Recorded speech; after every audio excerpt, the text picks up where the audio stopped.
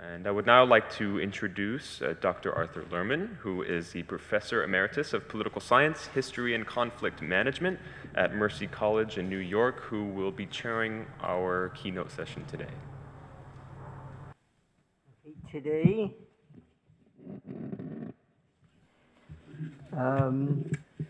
we have our keynote speakers.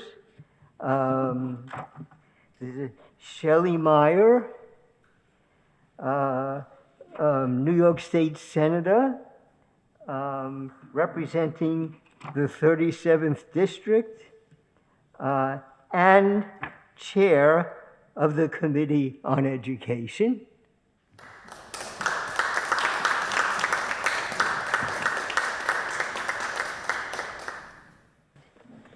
Well, good morning, all. Nice to see you. Dr. Lerman, thank you for being here. My friend Spencer, thank you for inviting me. My name is Shelley Meyer. I'm the state senator for this community, which is, for those of you who are not familiar, this is about 320,000 people that I represent in the state capital in Albany, New York. And in the districts that are drawn for the New York State Senate, we have gerrymandered districts, so to speak. They go like this. They're not a regular shape of that you would think. So I go from, for those of you who know New York, from the Bronx border in Yonkers to the border with Connecticut. A big district, very diverse. And so I'm very honored to be here and to speak a little bit about some of the issues that I think you are focused on. I have long remarks, but Spencer, I might cut it down since we are fewer, but whatever you would like. So thank you for having me. After all, I'm just a New York State senator, deeply familiar with the ups and downs of New York State politics and what happens in Washington, but I'm not an international expert. But even without the expertise of many of you here, particularly those from other nations, I am a personal witness to the issues of ethnic and religious conflict in the communities I represent, in the response of New York State to an increase in incidents of hatred, and to the increasingly hate-filled tone of disagreement and conflict within the United States, all too often based on ethnic and religious bigotry.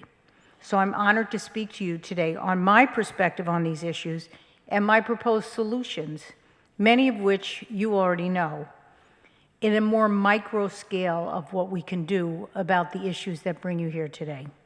So first, let me set the table. It's highly appropriate we have this discussion now in the midst of the most sacred time in the Jewish calendar, the time between Rosh Hashanah, the Jewish New Year, and the Day of Atonement. In the Jewish calendar, it's a time of reflection, self-review, commitment and recommitment to the concept of tikkun olam, repairing the world, and to what we are going to do to achieve this. So it's a fitting moment to remind yourselves of the quote from Isaiah, "Come, let us go to the mountain of the Lord, to the house of the God of Jacob, that he may teach us his ways and we may walk in his paths. For out of Zion shall go forth instruction and the word of the Lord from Jerusalem. He shall judge between the nations and arbitrate for many peoples. They shall beat their swords into plowshares, their spears into pruning hooks. Nation shall not lift up sword against nation, now neither shall they learn war anymore." We're all familiar with that. Well, clearly the world has not followed that very well, and that is the heart of the matter that we're here to discuss. Here in the United States, the FBI's Uniform Crime Reporting Program, which creates criminal data about hate crimes, reported a troubling increase in bias-related crimes from 2019 to 2020, an increase of almost 1,000 reported crimes deemed single bias incidents. Of these, over 61% were attributable to race, ethnicity, and ancestry, over 13% to religion, 20% to bias based on sexual orientation, and that's just criminal behavior. And here in New York State, bias-related complaints spiked significantly during the height of COVID. Despite an overall decline in hate crime incidents reporting to police departments and sheriff offices in New York State in 2020, anti-Black and anti-Asian hate crimes increased. Agencies reported 128 anti-Black crimes, most reported in the last 5 years, 31 anti-Asian crimes, the highest number in the last 10 years. And in New York City in 2021, and you may know this, there were 131 hate crimes targeting Asians in New York, compared to 28 in 2020 and just 1 in 2019. Looking at New York State, race, ethnicity, and national origin constitute the most common bias motivation, 44%. Anti-religion bias, 42%. Anti-Black bias, 59% of the incidents involving these kinds of issues. In the anti-religion bias category, anti-Jewish crimes were 88.3% of the total reported. And according to the Anti-Defamation League, nationally, anti-Semitic incidents increased 24% in New York State, which included 51 anti-Semitic assaults, the highest number of anti-Semitic assaults ever recorded in New York State. And even here in Westchester County, viewed as one of the most affluent counties in the United States, complaints of bias on these categories jumped almost 74% from 2019 to 2020. And one other category that we should talk about, online hate. Online hate, which is not reported or deemed a hate crime, continues to be so prevalent in American society. Hate-based harassment, which targets people because of membership in a marginalized or minority group identity, remains high.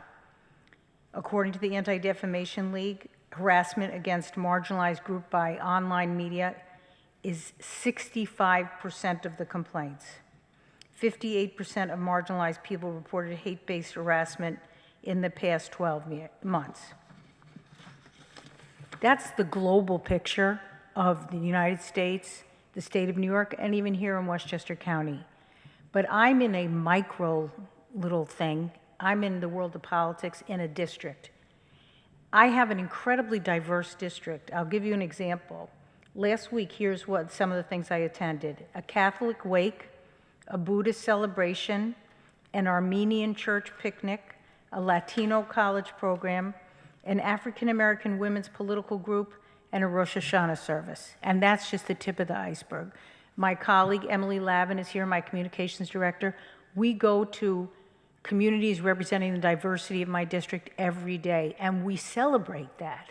That is the joy of the American experience that I am proud to represent. But too often, the anger, the resentment, and the hatred has now bubbled down into the politics of local office like mine. It's a worldwide phenomenon, but I'm giving you my perspective here on the ground, where I talk to people who are not engaged in politics or anything else, but they're angry. Many of them exhibit open racism, open ethnic and religious hatred. So how can we fix it? Here are some of my ideas. I have 6 specific ideas that, again, on an international stage, they may not be easily transferable, but they work in the world of real people and real policy. The first is early exposure to diversity and education about diverse communities. I'm very fortunate to be the chair of the New York State Senate Committee on Education, responsible for education of the entire state, from children in the city of New York to children in the most rural communities on the border with Canada. We have a fantastic premise of free public education in the United States. It has led to the path for so many students, regardless of race, ethnicity, religion, or zip code, as we say, to have a path forward. This is one of the great promises of America. But in a diverse and changing world, our educational system must reflect the reality of the world and the fact that racial, ethnic, and other tensions are causing death, destruction, and fear in all corners of our planet and even here at home. So for here in the United States, I believe we need to be more attentive and intentional to the history of America, both our strengths and our shortcomings. We need to talk about African American contributions to the American story, and not just on Martin Luther King's birthday. Too many American high school graduates know only about Dr. King, when there are hundreds of thousands of African Americans who changed our country. They know just the basics about slavery, and yet some school boards in the United States don't even want the word slavery mentioned in our schools. They know absolutely nothing about the story of the Asian American experience in the United States, and particularly in light of COVID, this became clearer and clearer as there was an effort to blame the Asian American community for COVID being present in the United States. I personally only began to learn the full story of the Asian American experience in the United States after COVID started and the activists raised their voice. I think it is likely my colleagues in the Senate are likely to require some kind of specific educational curriculum on the Asian American experience based on what we saw here. We need to teach more fully and regularly across all the grades about the Holocaust, genocide, acts of hatred, death, and destruction. What's going on in Iran right now? We need to talk about that in our schools with great detail, regularity, and sensitivity to the tensions that exist in our culture. I would say, as the chair of this committee, we have hundreds of bills where members are saying, teach about this, teach about LGBTQ history in the United States, teach more about the Holocaust, teach about genocide in countries all over the world. And yet, we have done very little to require schools to do that. I think the pressure is on, and unless schools voluntarily agree to do more, we are going to end up telling schools what they must teach. And in the United States, schools do not like to be told what they want to teach, what they must teach. But this is a moment in time where we can't back off from making sure our students learn. And the other thing is, we need students to be capable of participating in our civic life. And they cannot do so if they are not understanding of the diversity of the American experience. It is really a hindrance to full participation when you still hold on to these ideas of racism and anti-religious bigotry and ethnic hatred. The second point where I think we have work to do is in the role of social media. Social media companies have been too slow, hamstrung by misaligned incentives, and ill-equipped to address the amount of hatred on social media. Children are being exposed to it, in fact, addicted to it in the United States at a very early age. As they say, technology companies made possible the fire hose of hate speech, conspiracy theories, and misinformation through news feeds powered by algorithms that amplify divisive and hatred content. At the time that President Trump's COVID-19 diagnosis was announced, there was an 85% increase in negative sentiment on Twitter towards Asians. His diagnosis of COVID-19 was directly correlated through social media with anti-Asian violence. And there was a national surge in anti-Asian hate crimes. Myself, my colleague, Senator John Liu, who's the chair of the Committee on New York City Schools, in his district in Queens, reported unprecedented physical attacks on people simply going to the grocery store, taking their kids to school.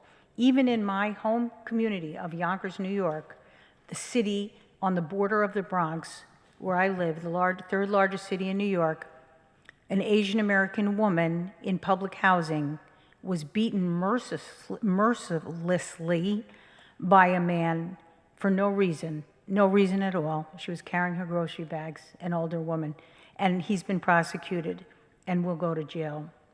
But social media and our fascination with it is undoubtedly contributing to the rise in hate and destruction based on race, ethnicity, or religion. We must aggressively force the companies that host these platforms to shut down false information, racist and hateful and violent interaction, and unlawful behavior. That's the second thing. Third thing, I think probably translates to those of you outside the United States. Rebuilding civic ties and strengthening community reintegration. It's part of the American tradition, and many other countries as well, to have a robust civic life where people participated through volunteer activities, whether being on the board of a library, their parent association, their church, their neighborhood association. There's so much less of that now. That was a way for people to meet, to eat, to join with people who were different than them, to get to meet them. Your child is in school with a child of a different race, a different ethnic heritage, a different religion, and you sat with the parents and you got to know them and you worked together. There's much less of that now for a number of reasons, but that is an essential way that we break down these barriers, because when you meet, and I say eat, with someone who is different, you create a bond that shows you have common humanity. And we are losing a good deal of that. And for me, as a very proud American, this is something that America must regain. This willingness to engage in volunteer activities that involve different people that you don't know before, and then learn about them. So these multi-ethnic, multiracial, and multi-religious activities, they're all over the place. But between you and me, they're mostly older people. The next generation is spending much less time. They're taking care of their kids, they're working more, they have pressures of the economy, and they're tied up in either social media, there are other activities. We have to, and I'll get to this at the end, realize that this common good of coming together has to be dominant. We cannot only be about ourselves. That's how we end up in this really moment of ugliness that we're seeing around the world. So that's a third thing. The fourth thing is working within and across faiths. True interfaith dialogue and hard work within our faiths and across the faiths needs to be done. I have a wonderful example that I heard about from one of my friends who is a leader in teaching people how to be cantors, that's the singers in the Jewish tradition. They're now requiring peace studies as part of their curriculum. To be a cantor, just to sing in the service. I mean, that's what we used to think, you just sung in the service. They're saying, no, you don't just sing in the service. You're bringing together people through sound and music, which is a tremendous unifying force like art, but you need to learn how your role can translate into being a missionary of peace. And so they're requiring this, which I think is a fantastic development. But also there's opportunity for interfaith work. Even within faiths, and any of you who are involved in the faith community, everybody's busy fighting against each other, even within their own faith. Forget that they're one faith and another faith. Within the faiths, in one of my communities, the Black church community is not unified. The Latino church community is not unified. And the other faiths are not unified. So very hard to create interfaith when we're having fights within our own faith. But we got to get past that. And interfaith work has power because people do go to their places of worship. They do respect the leaders in the worship community. And it is an opportunity to use faith as a unifying message, which cuts across every faith. And I think there is tremendous opportunity. I've spoken about this here. I don't believe we have enough interfaith activity here in our community. Some of my community is very effective at it, and other parts of it are much less effective, and I think that's something we can do. And the last of the big things is passing anti-hate legislation and then making sure it's enforced. So in New York State, 75 years ago, New York was the first state in the nation to create an anti-discrimination bill, making it unlawful under New York law to discriminate against people in employment and housing. It was called the Ives-Quinn Anti-Discrimination Law in 1945, signed by a Republican governor. We've built that law over time. We've expanded it and strengthened it. Now it includes many more forms of discrimination that are unlawful under New York law. But if you don't enforce it and you don't let people know, it's just a piece of paper. So the same with our laws in Congress and our laws in every other state and municipality. We need strong laws, and then we need to enforce them. And we can't be dependent on whether the prosecutor or the enforcing agency agrees or doesn't agree. This is a society of laws. These laws against discrimination have a purpose, which is to deter unlawful behavior and to put people on notice about what is unlawful. We cherish the First Amendment here, and speech is protected, but speech that gets close to conduct and is threatening is in another category. And in the United States, we can go after it, and we should, because hate-filled, threatening speech is all too prevalent and very damaging. This is another area in which voting really matters, because who we have as judges, prosecutors, elected officials really matter. You need people who are committed to this. So my last point is strengthening our belief in the collective good. You know, President Kennedy said this famous phrase so long ago, ask not what your country can do for you, ask what you can do for the country. We've walked back from that. We're very self-absorbed as a country, in my opinion. There's not enough willingness to say, I'm putting my own interests aside for the common good of my community, of my city, of my state, of my country. Everything is not about me.